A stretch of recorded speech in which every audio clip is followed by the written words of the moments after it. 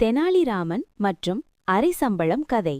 ஒரு நாள் கிருஷ்ணதேவராயர் அரண்மனையில் ஒரு புதிய காவலாளியை வேலைக்கு வைத்தார். அவன் ரொம்ப பேராசை. எந்தவனை உள்ள விடணும்னா முதல்ல லஞ்சம் கொடுக்கணும். இதை கேட்டு தெனாலிராமன் ஒரு திட்டம் போட்டான். ஒரு நாள் தெனாலிராமன் அரண்மனைக்கு வந்தான். காவலாளி தடுத்து, உள்ள போகணும்னா எனக்கு பாதி சம்பளம் கொடுக்கணும்.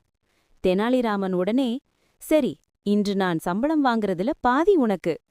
காவலாளி ஒப்புக்கிட்டான். அந்த நாள் ராஜா மகிழ்ச்சியில தெனாலிராமனுக்கு பரிசு கொடுக்கணும்னு நினைச்சார். ஆனா தெனாலிராமன் என்ன கேட்டான் தெரியுமா? எனக்கு 100 அடிகள் தண்டனை கொடுங்க. ராஜா ஷாக். ஏன் இப்படி சொல்ற?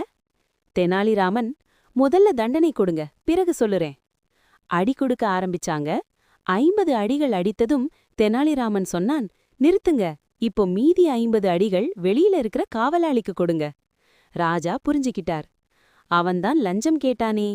உடனே காவலாளி அழைத்து அவனுக்கு மீதி 50 அடிகள். ராஜா சிரிச்சார். தெனாலிராமன், நீதான் உண்மையான புத்திசாலி.